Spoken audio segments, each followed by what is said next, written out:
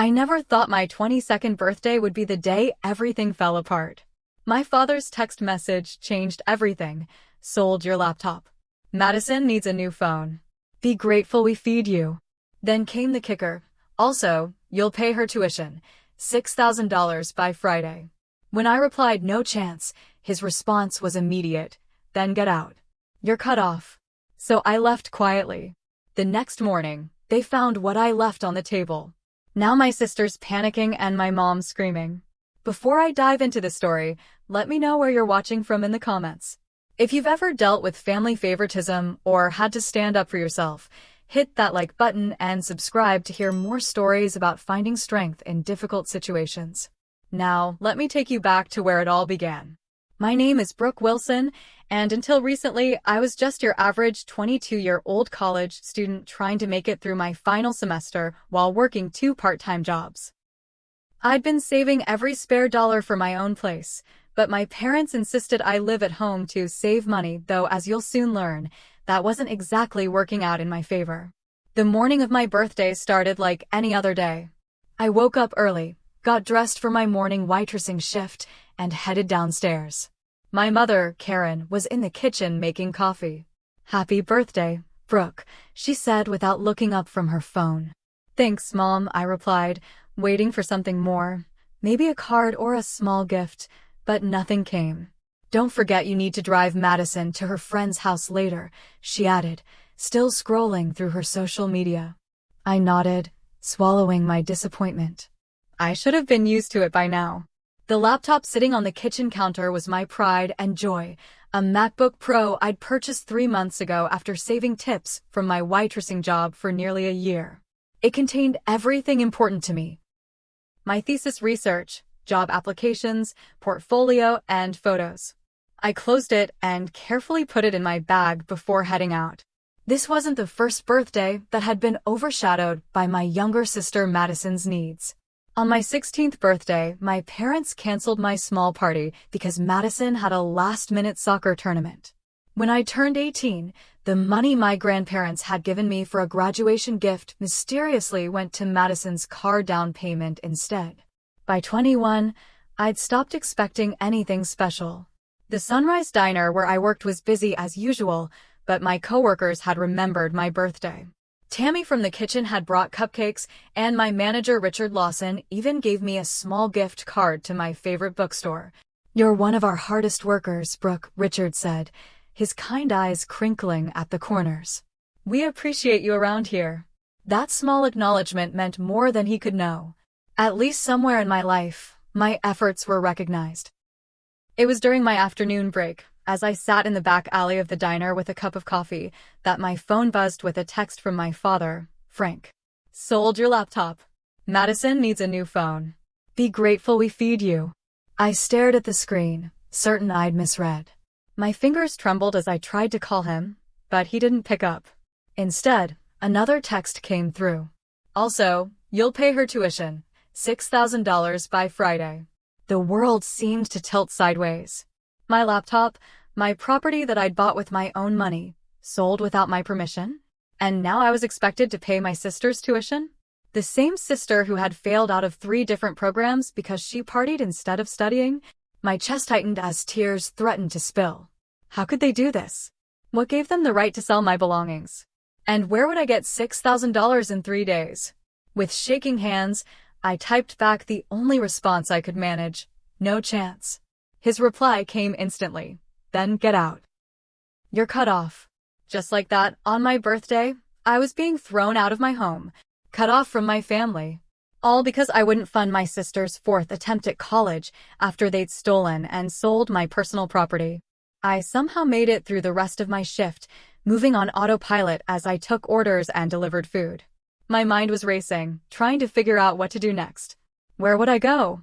What about my other belongings? And how would I finish my degree without my research and notes?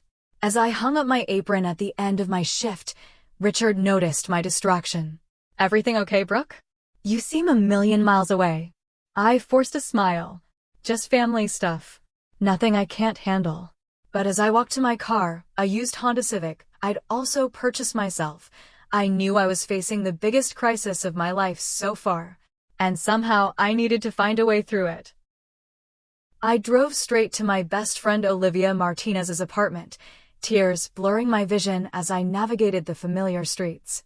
Olivia had been my rock since freshman year of high school, and if anyone would understand what I was going through, it would be her. When she opened the door, one look at my face told her everything she needed to know. "Oh, Brooke," she said, pulling me into a hug. "What did they do this time?" I collapsed onto her couch and showed her the text messages, my hands still shaking. "Your dad sold your laptop? The one you saved for a year to buy?" Olivia's voice rose in disbelief. "And now he wants you to pay Madison's tuition? That's insane." "It's always been like this," I said, wiping away tears. "But this time, they've gone too far."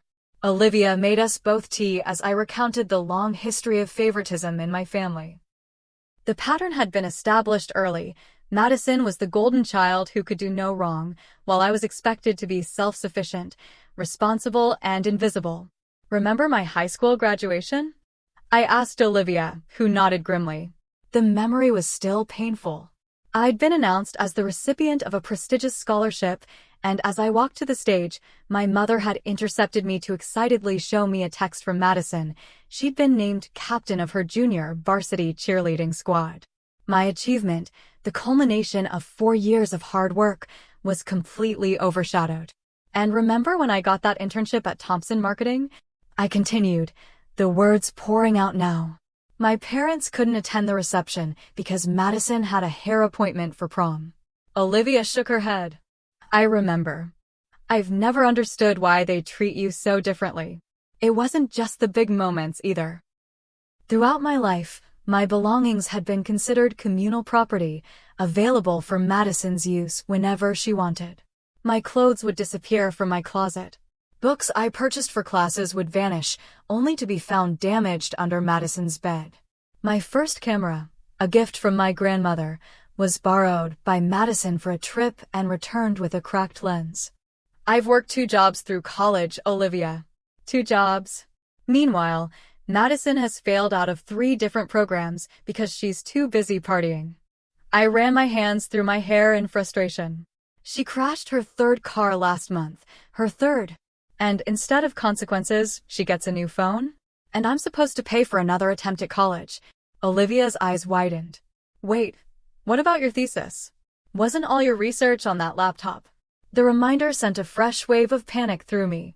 Everything was on there. My thesis research, job applications, portfolio, everything. I buried my face in my hands. "For years of work, gone. You can stay here as long as you need," Olivia said without hesitation. "The sofa pulls out, and Teresa is visiting her parents for the next 2 weeks anyway." Teresa Dixon was Olivia's roommate, a quiet nursing student who spent most of her time at clinical rotations. "I should call Aunt Diane," I said, reaching for my phone. "She's always seen through my parents' behavior." Diane Wilson was my father's sister, and unlike him, she had always treated me with kindness and respect. She answered on the 2nd ring. "Brooke, happy birthday, sweetheart." At least someone in my family had remembered. When I told her what had happened, she wasn't surprised. "Frank has always favored Madison," she said with a sigh. "Your grandparents tried to talk to him about it years ago, but he wouldn't listen. But selling your property and demanding you pay Madison's tuition? That crosses a line. I don't know what to do, Aunt Diane. They've kicked me out." "This has been building for years, Brooke. Maybe it's time you took a stand once and for all." After we hung up, Olivia and I sat at her kitchen table brainstorming. "You need to get your things," Olivia said. "And document everything." "I need to do more than that," I replied, a plan forming in my mind. "I need to make them face reality." For the next few hours, Olivia and I strategized. I would return home late that night to collect my essential belongings. But I would also leave something behind, something that would force my family to confront the truth about how they'd treated me all these years. "Are you sure about this?" Olivia asked. "It could burn bridges permanently." I thought about my laptop, hours of work gone without a second thought. I thought about the thousands of dollars my parents had borrowed from me over the years, never to be repaid. I thought about all the times I'd been told to sacrifice for Madison's benefit. Some bridges need to be burned, I said firmly. It's time they learned I'm not their doormat anymore. It was almost midnight when I pulled into my parents' driveway. The house was dark except for Madison's bedroom light on the second floor. I used my key to enter quietly, hoping to avoid a confrontation. The house felt different somehow, knowing I wouldn't be living there anymore. I climbed the stairs to my bedroom, only to find the door ajar and light spilling into the hallway. Pushing it open, I froze at the sight before me. Madison was standing in front of my mirror, wearing my favorite dress, a black cocktail dress I'd purchased for job interviews. Clothes were strewn across my bed, drawers left open and half emptied. "What are you doing in my room?" I demanded. Madison jumped slightly but recovered quickly, smoothing down the fabric of my dress. "Oh, it's you. I'm just seeing what fits me. Dad says you're moving out anyway." The casual way she said it, as if my being thrown out was an afterthought, made my blood boil. But I kept my voice level. "That doesn't mean my clothes automatically become yours." Madison shrugged, twirling to see the dress from another angle. "Mom said I could take whatever I want. You don't need fancy clothes for waitressing." I bit back the angry retort on the tip of my tongue. This wasn't about clothes. This was about respect, boundaries, and years of entitlement. "Where's my laptop?" I asked. "Dad sold it to Walter next door. His daughter's starting college." Madison smirked. "He got $1,200 for it. My new phone only cost $800, so I get to keep the difference. My $2,000 laptop sold for $1,200, so Madison could have spending money on top of a new phone?" I felt sick. Did it occur to anyone that the laptop wasn't Dad's to sell? Madison rolled her eyes. "Don't be so dramatic. It's just a laptop. Besides, you still live here rent-free." "Not anymore," I said, pulling my suitcase from under the bed. "And I've never lived here rent-free." While Madison continued trying on my clothes, making disparaging comments about my style, I methodically packed what I could. Clothes, toiletries, important documents, and the few sentimental items I couldn't bear to leave behind. All the while, Madison watched with detached curiosity, as if my life falling apart was a mildly interesting TV show. "So are you really going to pay my tuition?" she asked casually. "No. Dad's going to be so mad," she said, almost gleefully. "He already promised the university he'd pay by Friday." This was news to me. If Dad promised to pay, why is he telling me to do it? Madison shrugged. "He said something about teaching you responsibility. Also, I think they're having money problems. Mom had to return some stuff she bought last week." "Interesting." I filed that information away as I continued packing. When Madison finally left, wearing my dress and taking several other items with her, I moved quickly. From beneath a loose floorboard under my desk, I retrieved my emergency fund, $3,000 in cash that I'd been saving for years. My parents had a habit of borrowing from my bank account, so I'd learned to keep cash hidden. Next, I went to my closet and pulled out a box of records I'd been keeping for years. Bank statements showing withdrawals I hadn't made. Notes detailing loans my parents had taken. Copies of bills I'd paid for the household. It was all there, a paper trail of financial abuse dating back to my first job at 16. I worked methodically through the night, organizing documents and making copies of everything. At 2 a.m., I drove to a 24-hour copy shop to print final copies and compile a folder. When I returned home, the house was completely quiet. I made one last sweep of my room, then carried my suitcase and bags to the car. Before leaving, I placed the folder I'd prepared prominently on the kitchen table, where it would be seen first thing in the morning. On top of the folder, I left a simple note, the truth about who's been supporting whom. No more. As I backed out of the driveway for the last time, I felt a strange mix of emotions, grief for the family support I'd never truly had, fear of the uncertain future ahead, but also an unexpected sense of liberation. For the first time in my life, I was taking control of my own story. I glanced at the dashboard clock, 4:17 a.m. In a few hours, my family would wake up and discover what I'd left behind. By then, I would be safely at Olivia's, beginning my new life. Whatever happened next, I knew one thing for certain. I would never again allow myself to be exploited by the people who should have protected me most. The folder I left on the kitchen table contained years of meticulously documented financial records, my parting gift to a family that had taken me for granted for far too long. The first section contained bank statements highlighting every unauthorized withdrawal my father had made from my account over the past 6 years. Each one was dated and annotated with what I'd been told the money was for: house emergency, helping with bills, just until payday. The total came to $8,347, money I'd earned working evenings and weekends while maintaining a full course load. Next came a comprehensive breakdown of household expenses I'd covered since turning 18. Utility bills, grocery receipts, home repairs, all with my name on them. These documents showed that I had been paying approximately 70% of the household bills for the past 3 years, despite being a full-time student. The monthly average came to $1,450, far more than what would have been fair for a single room in a shared house. The third section detailed all the loans my parents had taken from me, money for everything from Madison's dance lessons to my mother's dental work to my father's car repairs. None of these loans had ever been repaid, despite repeated promises. This total was the most shocking: $15,283 over 6 years. Section 4 contained what had prompted my investigation in the first place: documentation regarding the college fund my grandparents had established for me.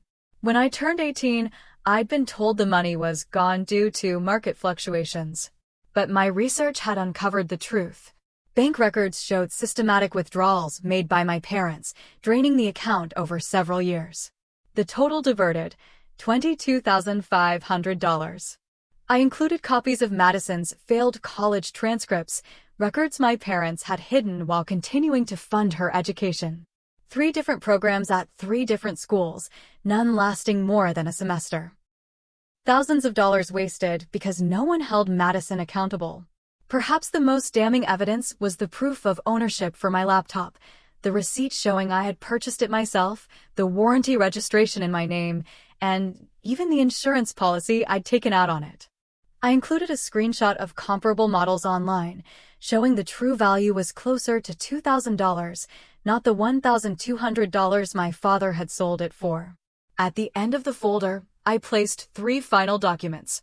First, a formal invoice for all unpaid loans, unauthorized withdrawals, and the stolen laptop, totaling $25,830.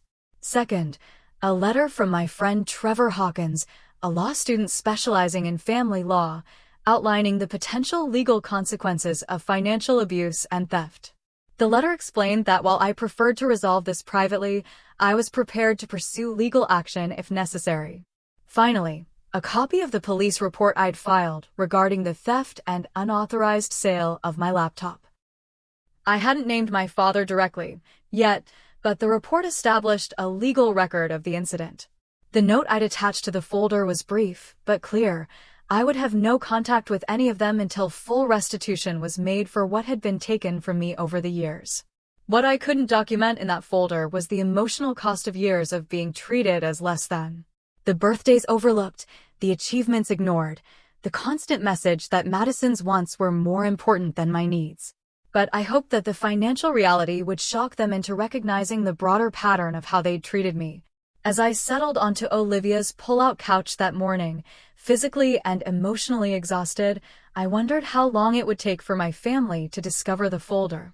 Would they dismiss it immediately? Would they recognize the truth in those pages? Or would they twist it somehow to make themselves the victims? Whatever their reaction, I knew I'd done the right thing. For too long, I'd enabled their behavior by remaining silent. The folder represented my voice, clear, documented, and impossible to ignore. I turned off my phone, knowing the barrage of messages would start soon. For now, I needed sleep. Tomorrow would be soon enough to deal with the fallout of my family finally facing the truth. I managed 3 hours of sleep before being jolted awake by the persistent vibration of my phone. Bleary-eyed, I checked the screen. 27 missed calls, 43 text messages, and 5 voicemails. They found the folder. I murmured to Olivia, who was making coffee in her tiny kitchen. That didn't take long, she replied, bringing me a steaming mug. Are you ready for this? I took a deep breath. As ready as I'll ever be.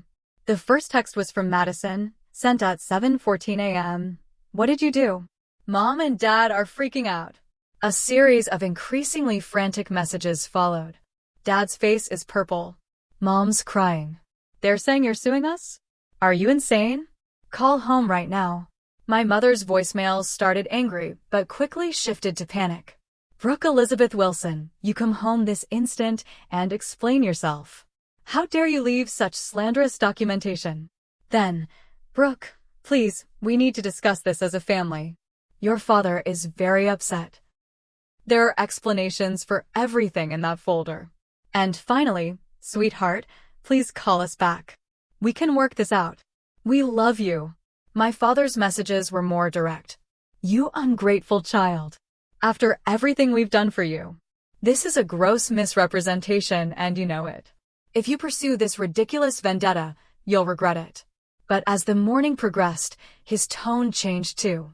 Brooke, let's talk about this reasonably. We can come to an arrangement about the laptop. Call me. Now. The most surprising call came from my grandmother Eleanor, my father's mother.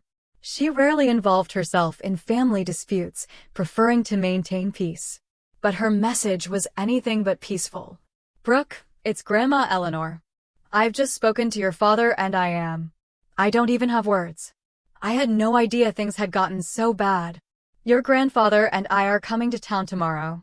Do not respond to your parents until we've had a chance to speak with you. Call me when you get this. Wow, Olivia said after I played her the message.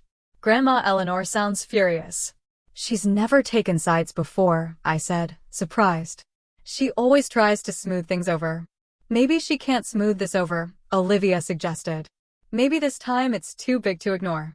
I turned off my phone again, needing space from the emotional bombardment. There would be time to respond later, but first, I needed to focus on rebuilding. My manager Richard called Olivia's landline, concerned when I didn't show up for my shift. I'm so sorry, I began, but he cut me off. Olivia explained what happened. Take today off, but I can offer you extra shifts starting tomorrow if you need the money. And I can give you an advance on your pay. His kindness brought tears to my eyes. Thank you, Richard. I'll be there tomorrow. That afternoon, a small group of friends gathered at Olivia's apartment, bringing support in practical forms. Jessica Chen brought her spare laptop for me to use. Nathan Tucker, a computer science major, offered to help recover any cloud backups of my work. Melissa Gardner arrived with groceries and home-cooked meals for the freezer. We've got your back, Melissa said, hugging me tightly. Whatever you need. It was overwhelming to realize how many people cared about me, truly cared, when my own family had failed so consistently.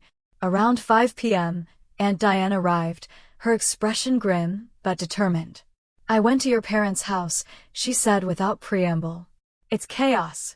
Your father is raging, your mother is calling everyone looking for money, and Madison is having what can only be described as an identity crisis. What do you mean? I asked. Apparently, finding out your parents have been lying about finances for years can be quite destabilizing, Diane said dryly. But that's not why I'm here. I have information you need to know. She pulled out a folder of her own and placed it on Olivia's coffee table. Madison's tuition was paid weeks ago, she said. By the trust fund your grandfather set up for both of you girls. I stared at her. What trust fund? Exactly. Diane's expression was pained. Your grandfather established equal trusts for both you and Madison when you were born. You were supposed to be told when you turned 18, but Frank convinced the trustees that you weren't responsible enough to manage your own money. The revelation hit me like a physical blow. So there's money for my education? Money that's specifically mine? Yes, and it's considerably more than what's been spent on your current degree. The trust was designed to cover undergraduate and graduate education, with the remainder becoming available when you turn 25. But my father told me I needed student loans, I said, trying to process this new information. I've been working 2 jobs to avoid debt. Frank has been controlling your trust funds as the executor. He's been using yours to pay for Madison's expenses after she burned through her own with those failed college attempts. The scale of the deception was staggering. Not just taking advantage of my work ethic and sense of responsibility, but actively hiding financial resources that were rightfully mine. Can we fix this?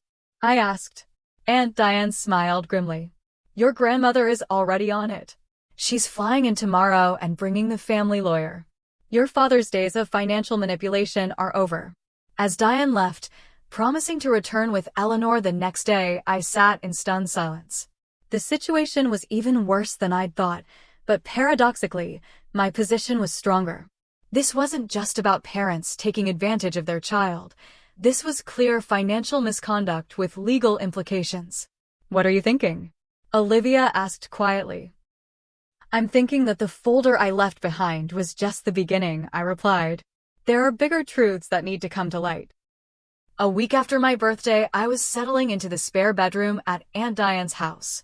She'd insisted I stay with her rather than imposing on Olivia any longer, and the quiet suburban home provided a welcome respite from the chaos. My cousin Tyler, Diane's son who was home from college for spring break, brought me up to speed on the family drama. It's like a soap opera over there, he said, sprawled in an armchair in Diane's living room. Uncle Frank is trying to do damage control, but no one's buying it anymore. According to Tyler, my folder had triggered an explosion of family secrets. Madison had a complete meltdown upon discovering that our parents had lied about the financial situation for years. She found out they've been using her trust fund for household expenses after draining yours, Tyler explained. She's furious that they've been telling her you're the financially responsible one while they've been mismanaging everything. Has she spoken to you? I asked, surprised that Madison might actually be taking my side. Tyler shook his head. Not directly, but Grandma says she's been asking questions about you, how you're doing, where you're staying. I think she's processing a lot right now. Meanwhile, my mother had been calling every family member begging for money, claiming it was to help poor Brooke who's run away. The story quickly fell apart when people began comparing notes and realized Karen was telling different versions to different relatives. Most shocking was that my father was facing serious questions from his own mother about the misappropriated trust funds. Grandmother Eleanor, at 76, had shown up at their house with her attorney in tow, demanding a full accounting of every penny. Grandma is on the warpath, Tyler said with a touch of admiration. She told Uncle Frank she's removing him as trustee of all family funds and is considering legal action if he doesn't cooperate with a full audit. Family members were taking sides, but contrary to what my parents might have expected, most were supporting me after seeing the evidence. Years of watching my parents favor Madison while expecting me to be completely self-sufficient had not gone unnoticed, and many relatives were relieved someone had finally called it out. The doorbell rang mid-afternoon, and Tyler peeked through the curtains. It's Madison, he said, surprise evident in his voice. I hesitated, unsure if I was ready for this confrontation. But curiosity won out, and I nodded to Tyler to let her in. Madison looked different, subdued, with none of her usual confident swagger. She stood awkwardly in Diane's entryway, clutching her purse. Can we talk? She asked, her voice small. Tyler made himself scarce as I led Madison to the kitchen. We sat across from each other at Diane's table, an uncomfortable silence stretching between us. I didn't know, she finally said. About any of it. What exactly didn't you know? I asked, keeping my voice neutral. That you were paying bills. That Mom and Dad took money from your account. That they sold your laptop without permission. She looked up, her eyes red-rimmed.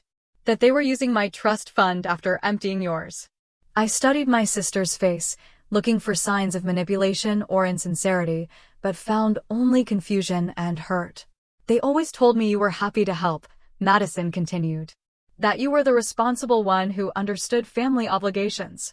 They made it seem like you volunteered to work those jobs. I never volunteered to support the family, Madison. I was told it was my duty, while you were told to focus on being a teenager. Madison winced. I know how it looks. Like I was spoiled and didn't care. And maybe that's true, but I swear I didn't know they were putting everything on you. For the first time, I considered that Madison might be a victim of our parents' manipulation too, in a different way. While I'd been exploited financially, she'd been kept dependent and infantilized. Why did you fail out of those colleges? I asked abruptly. Madison looked startled by the question. I hated the programs. Business administration, then pre-law, then accounting. None of them were what I wanted, but Dad insisted they were the only worthwhile degrees. What did you want to study? Education, she admitted quietly. I want to teach elementary school. But Dad said that was a waste of money. This was news to me. I'd always assumed Madison's academic failures were due to partying and lack of effort, not because she was being forced into fields that didn't interest her. Why are you here, Madison? I asked directly. She took a deep breath. To apologize. And to return this. She reached into her purse and pulled out an envelope, sliding it across the table. Inside was $800 in cash. It's for the phone, she explained. I didn't know Dad sold your laptop for it. I thought. She trailed off, looking ashamed. You thought what? I thought they bought it for me because I did well on my midterms. She laughed bitterly. That's what they told me. A reward for your hard work. I had no idea it came at your expense. Before I could respond, the sound of screeching tires outside interrupted us. Through the window, I saw my parents' car pull into Diane's driveway. They followed me, Madison said, her eyes wide. I didn't tell them I was coming here, I swear. Moments later, Karen and Frank were pounding on the front door, shouting for me to come out. Madison looked panicked. You don't have to see them, I told her, surprisingly calm. We can call the police if they won't leave. The police. Madison looked shocked at the suggestion. They can't just show up and demand anything anymore, I explained. We're adults, and they're trespassing if Aunt Diane wants them gone. As if on cue, Diane arrived home from grocery shopping, taking in the scene with a quick glance. I'll handle this, she said, striding to the door with purpose. I couldn't hear the exact words exchanged, but Diane's tone was firm and unyielding. When my father's voice rose in anger, Diane responded by pulling out her phone and visibly dialing. 5 minutes later, a police car pulled up. The officer spoke briefly with my parents, who eventually returned to their car and left, but not before my father shouted toward the house. This isn't over, Brooke. What he didn't know was that he was right, but not in the way he meant. As they drove away, a car pulled up behind them, and a man in a suit emerged, carrying a briefcase. That's Grandma's lawyer, Madison whispered. The man approached the house and handed Diane an envelope. Legal papers, he explained. For Brooke Wilson. Inside was an official notice of an emergency hearing regarding the trust funds, scheduled for the following week. My presence was requested, as was my parents'. The family fallout was reaching its climax, and there would be no going back to the way things were before. But as I watched Madison staring at the legal papers with a strange mixture of fear and relief, I wondered if perhaps that was for the best. The week following the confrontation at Aunt Diane's house was a blur of activity as I focused on rebuilding my life piece by piece. My first priority was securing my financial future, which led me to a meeting with Samantha Powell, a financial advisor recommended by grandmother Eleanor. Your situation is unfortunately more common than you might think, Samantha said as she reviewed my documents in her downtown office.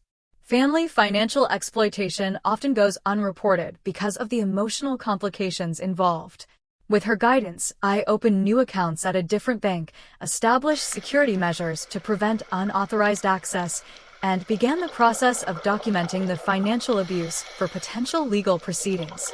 The trust fund situation will be handled separately through the courts, Samantha explained. But we need to protect what you have now and what you earn going forward.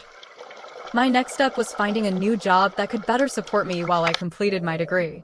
Through Richard's connection, I secured an interview at Callahan Marketing Group, a prestigious firm downtown. I was nervous walking into the sleek office building, aware that I was wearing borrowed clothes and carrying a resume hastily reprinted at the library. But the interviewer, Allison Mercer, seemed more interested in my story than my appearance. Tell me about a challenge you've overcome, she asked. Taking a deep breath, I gave her a measured version of recent events, not dwelling on the family drama, but emphasizing my resilience and problem-solving abilities. So you maintained a 3.8 GPA while working 2 jobs and essentially supporting your family, Allison summarized, looking impressed. And now you're rebuilding from scratch. Yes, I replied simply. I've learned a lot about what I'm capable of. That's exactly the kind of determination we value here, she said, smiling. We have an opening for a part-time marketing assistant that could transition to full-time after graduation. The hours are flexible around your classes. The salary she mentioned was nearly double what I made at the diner, with fewer hours. I accepted on the spot.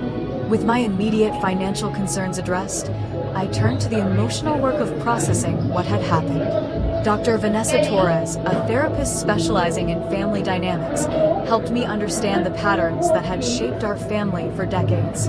What you're describing is a classic golden child/scapegoat dynamic, she explained during our first session. Your sister was idealized while you were expected to be the responsible one who sacrificed for the family. But why? I asked, the question that had haunted me for years. Why treat us so differently? These patterns often reflect the parents' own unresolved issues, Dr. Torres said. It's rarely about the children themselves. Your parents created roles for you and Madison that served their needs, not yours. Understanding the pattern didn't immediately heal the hurt, but it helped me see that the problem had never been my inadequacy. It was my parents' dysfunction. Surprisingly, Madison became an unexpected ally in my healing process. She began visiting regularly, each time revealing more family secrets that helped complete the puzzle of our upbringing. Did you know Mom and Dad have been in debt for years? She told me during one visit. Dad made some bad investments, and they've been using our trust funds to cover it up. That explains why they were always borrowing from me, I said, the pieces falling into place. And get this, Madison continued, leaning forward conspiratorially. They've been playing us against each other on purpose. I found emails where they discussed how to keep us from comparing notes about money. The revelation was both shocking and strangely validating. Our parents had deliberately manipulated us, ensuring we remained divided so we wouldn't discover the truth. What are you going to do now? I asked Madison, curious about her plans. I'm reapplying to college, she said with new determination. For elementary education, like I always wanted. Grandma's helping me figure out the financial part. It was strange to see this new side of my sister, more mature, making her own decisions rather than following our parents' dictates. I found myself cautiously optimistic about the possibility of a real relationship with her, one built on mutual respect rather than competition. My living situation improved dramatically when grandmother Eleanor offered me an apartment in the building she owned downtown. The rent was reasonable, family discount, she insisted, but still enough that you maintain your independence, and the location was perfect, close to both campus and my new job. The neighbor across the hall, Ethan Parker, introduced himself my first day moving in. He was a graphic designer who worked from home and immediately offered to help carry boxes. Moving is the worst, he said cheerfully as he hefted a heavy container of books. But new beginnings are worth the effort. There was something refreshing about Ethan's straightforward kindness, with no hidden agenda or strings attached. We exchanged numbers in case you need anything, which somehow evolved into texting about favorite books and local restaurants worth trying. 2 weeks after moving in, I received an unexpected package delivered to my door. Inside was my laptop, miraculously recovered. A note from grandmother Eleanor explained. Walter next door felt terrible when he learned the circumstances. I reimbursed him, and he was kind enough to get this back to you. Some good people still exist in this world. When I powered it on, I discovered that most of my data was intact. The sense of relief was overwhelming. My thesis research, photos, and job portfolio all recovered. It felt symbolic somehow, like recovering pieces of myself that had been taken. With my laptop returned, I was able to meet with my thesis advisor, Dr. Ingrid Hoffman, to explain the situation and request an extension. Family crises happen, she said sympathetically after hearing a summarized version of events. We can extend your deadline by 1 month, which should give you time to get back on track. As pieces of my life fell back into place, I organized a small dinner gathering in my new apartment, my first time hosting in my own space.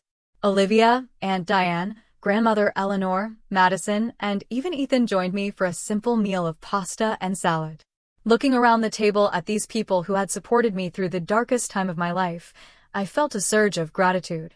My parents weren't present, but for the first time, that absence felt like a relief rather than a loss. "I'd like to make a toast," Grandmother Eleanor said, raising her glass, to Brooke, who had the courage to stand up for herself and the strength to rebuild, and to new beginnings for our whole family. As we clinked glasses, I realized that while my birthday had marked the end of one chapter of my life, it had also been the beginning of something far better, a life built on truth, mutual respect, and genuine support. To new beginnings, I echoed, feeling truly hopeful for the first time in years. "Make a wish," Olivia called as I stood before the birthday cake, 23 candles flickering in my cozy apartment. 1 year had passed since the birthday that changed everything. As I looked around at the smiling faces surrounding me, Olivia, Aunt Diane, Grandmother Eleanor, Madison, Ethan, and several new friends from work, I marveled at how much had changed. I closed my eyes, took a deep breath, and blew out the candles to enthusiastic applause. "What did you wish for?"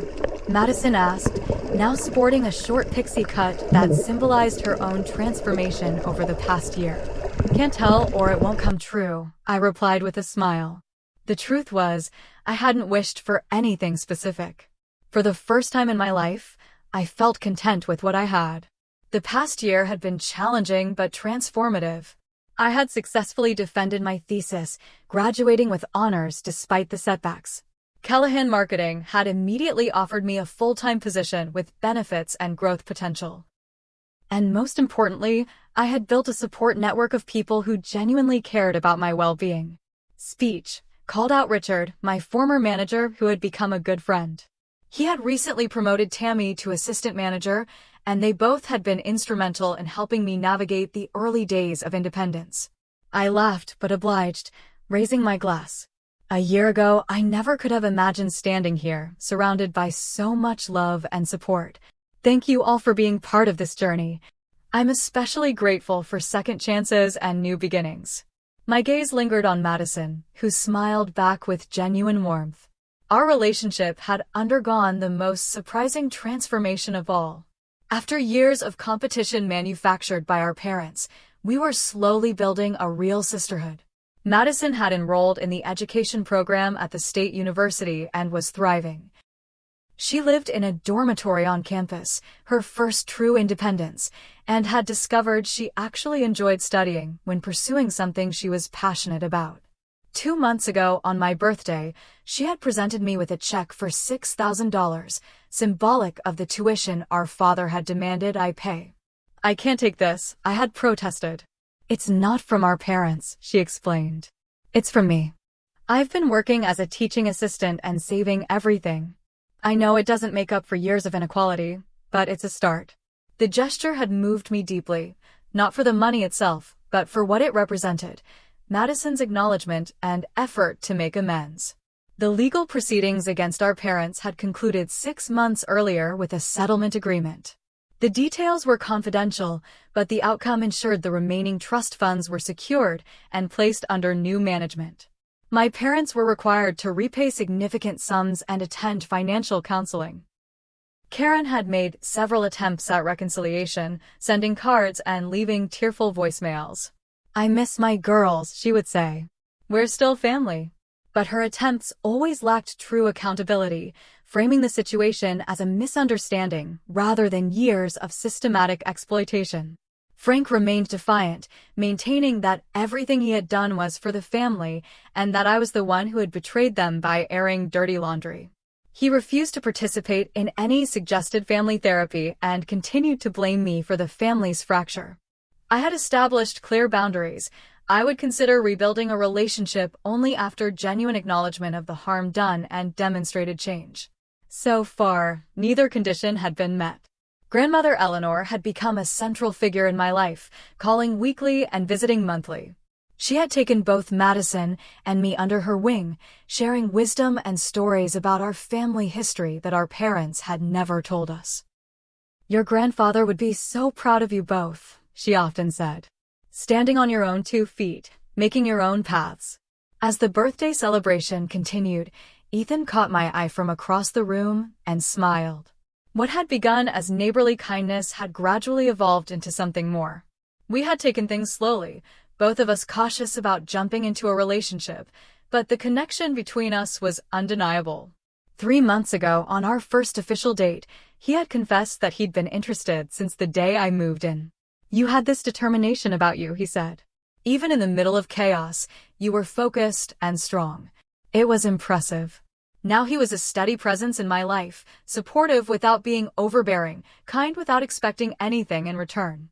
It was a refreshing change from the transactional relationships I'd grown up with.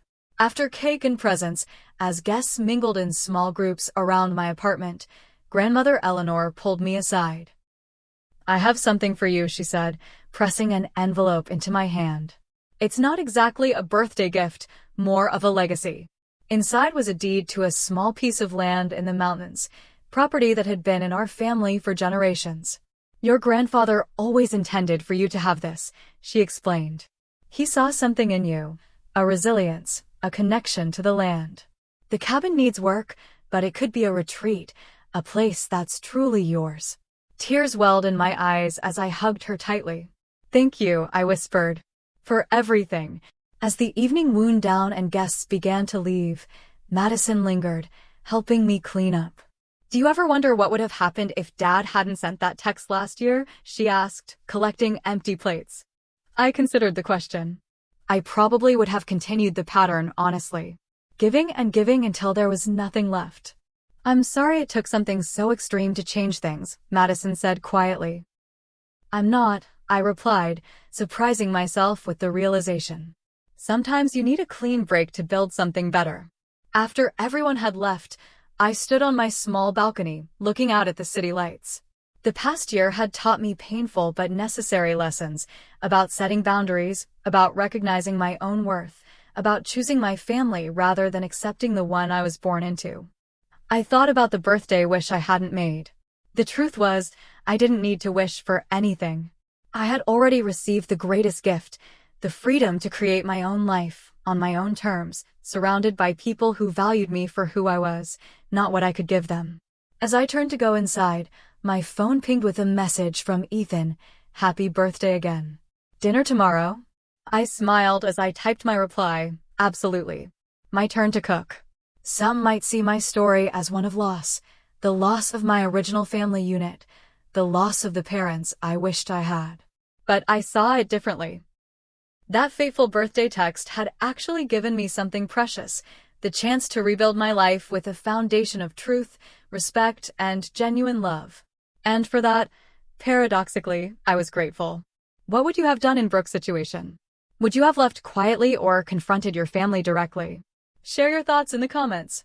If you've ever had to set boundaries with difficult family members, give this video a like and subscribe for more stories about overcoming challenges and building a better life. Thank you for watching, and remember, sometimes the hardest choices lead to the most beautiful beginnings.